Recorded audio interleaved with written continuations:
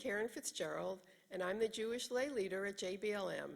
We can be found at the Main Post Chapel Annex and on Facebook, JBLM Jewish Community. Links are also available on First Corps Chapel pages. And now I'd like to welcome Kayla back, who's going to give us a little Torah talk for today. Hello, my name is Caleb. I'm a Jewish member here at JBLM, and today I'll be giving a brief drash on the Torah portion, Shalach Lecha. The Torah portion, Shalach Lecha, which is Moses sending the spies into the land of Israel and to reconnoiter the land, see what it's all about. And to replay the story a little bit, he tells them a couple things pretty specifically. I want you to go into the land and I want you to tell me about the people in the land, the inhabitants. Are they big? Are they small? Are they weak? Are they strong? Tell me about the cities. Are they fortified? Will we have trouble getting in or out of these cities? Along with the food, tell me about the food. I want to see if the land is plentiful, or are we going to have to work once we get into the land and till it for a little while and make the land work for us? So he chooses one person from each of the 12 tribes, so 12 individuals. These people are not just randomly chosen. They're considered men of renown. They're respected and known throughout their community. And so these 12 men, they go into the land. They spend 40 days in there. They're wandering around. And if you've ever been to Israel, 40 days is actually a pretty decent amount of time to see the land. You can walk from the north to the south or vice versa and still see plenty. So they had some good time to be able to really understand the people and the environment that they were in. Upon returning, 10 of them choose to begin to argue the case that they should not be going into the land, that the inhabitants are much taller and much stronger, and that we don't have enough people, we're not going to be able to actually go in and take over the land. And that causes a pretty serious issue to the point where there are people within the community of the 600,000 that left Egypt. Some of them cry out that we should go back to Egypt. If we go back, yes, we're going to be enslaved. Yes, we'll be in bondage, but we'll have some food. We'll have some peace. We're not going to die. And that's what it boils down to. We rather go live as slaves than fight as free men and possibly die. And this is, unfortunately, this is something that is within every community. There are these men and women throughout the communities that feel this way.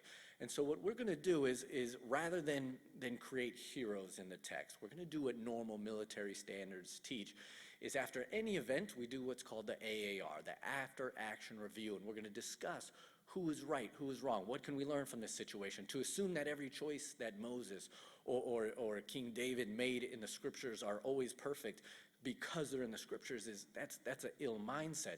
They're in there so we can learn the humanity and the fact that even our greatest heroes are imperfect, and that's okay. So the first thing that we want to look at, three main points that I want to kind of discuss, is the first one is what Moses tells them versus what they came back and reported. And Moses tells them, of course, I want you to go into the land and do the surveying, but with the premise that we're going into the land, that God has already committed the land to us. This is almost just a formality, so we don't just walk in ignorantly claiming God has given us this land and lose too many people. We're still going to go through God's plan, but we're going to do it intelligently. So we're going. Now, their response to that is that we shouldn't go. So their authority of the 10 men who denied that, or the 10 men who fought and argued that we should not be going, they had incorrect authority. They had incorrect information on what they were supposed to be doing there. For them to come back and say we should not be going is under the wrong idea of why they were even sent in the first place. You were not sent to tell us if you should go or not, if we should go.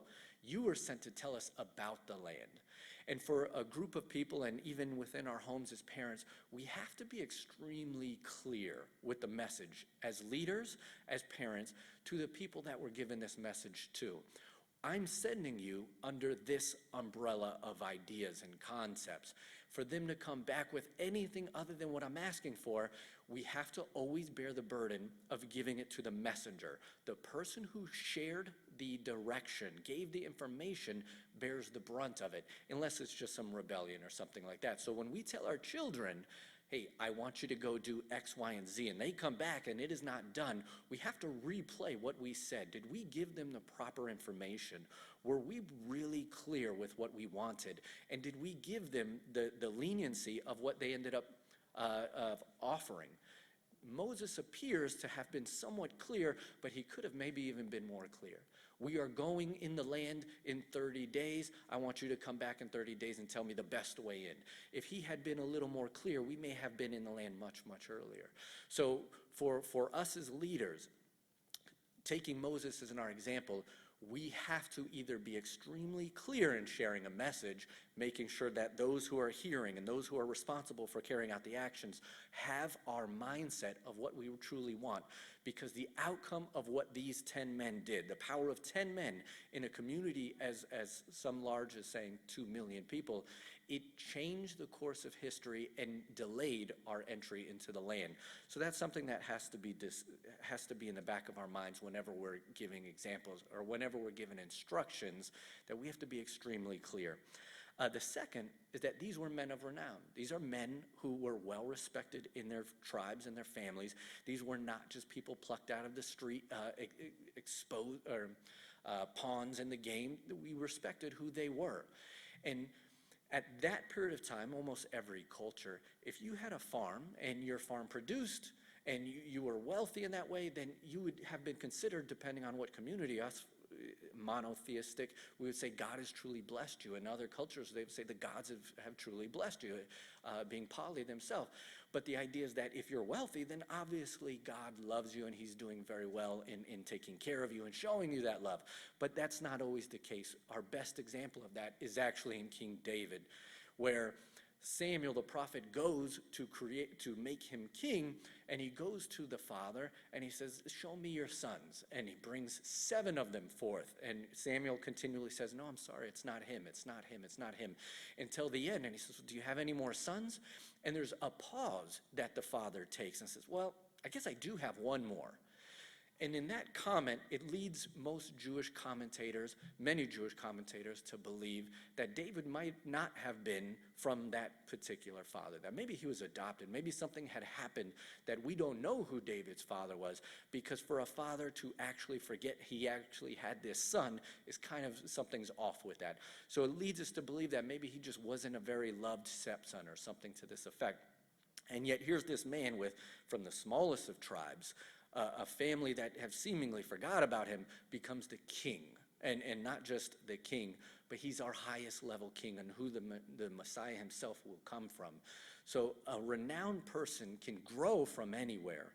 And we want to, as Jews to the world and within each other, we want to be people who are well respected.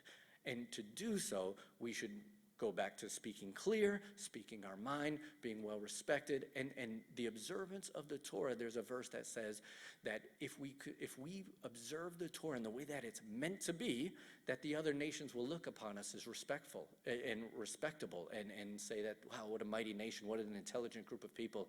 And I think as a holistic picture of what we've done so far, we've done a very good job with that. But as always, we can do better. We can, each person, become a person of renown. Each person become a respectable person, and make it almost difficult for leadership to choose which one do we select, because they're all so reputable. The third point is the idea that there was a group of people who, in fear, said, let's go back to Egypt.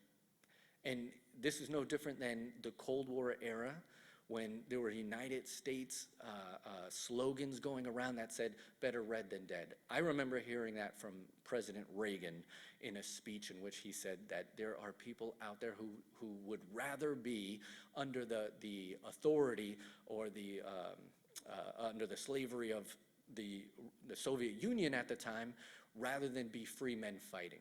So this is nothing new. It's nothing that's it's not anything that's going to change anytime soon. In the future, there will be those same people who essentially are known throughout the community as the weakest. They are the cowards. And in our own mind, we should have those as well. When we go into an unsafe environment, when something particularly dangerous is happening, we should have those little voices inside of our head like, maybe we should think about doing this.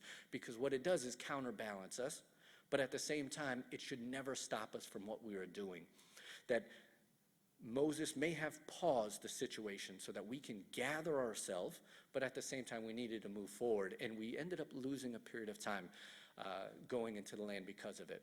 The last thing I want to point out is that in the UN, his last name is Danon, and a few years back, and what he said was the reason why the Jewish people have a right to the land of Israel is because the Torah itself, this 3,500 plus year old book, is our deed. We have more claim to this land than any individual nation has to any land. And that's an amazingly valuable point for closing this specific portion up, is that thousands of years ago, Moses sent a group. We were delayed. We were also kicked out. Through the diaspora of 2,000 years, we've waited.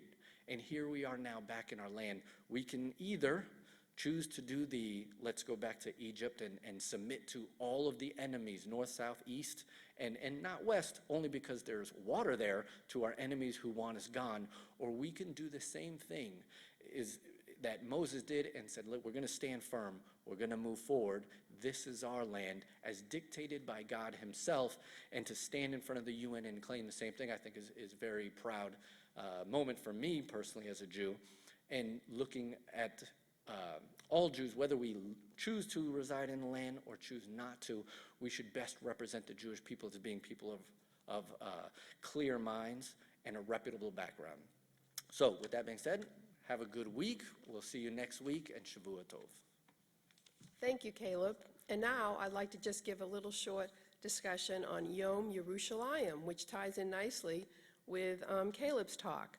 Yom Yerushalayim is Jerusalem Day. It is the most recent addition to the Hebrew calendar. It commemorates the reunification of Jerusalem under Jewish sovereignty, and this happened in 1967. It is celebrated on the 28th day of Iyar, 6 weeks after the Passover Seder, and 1 week before the eve of Shavuot. And this year, Yom Yerushalayim falls later this week on May 22nd. Now a little history. Yerushalayim became the capital city of the Jewish people in the time of King David, who conquered it and made it the seat of his monarchy in approximately 1000 BCE. It was conquered twice in antiquity, the second time by the Romans in 700 CE. The destruction of Jerusalem was a watershed event in Jewish history that began thousands of years of mourning for Yerushalayim, including an official day of mourning every year on Tish B'Av. During the ensuing 2 millennia of exile, Yerushalayim remained the Jews' spiritual capital.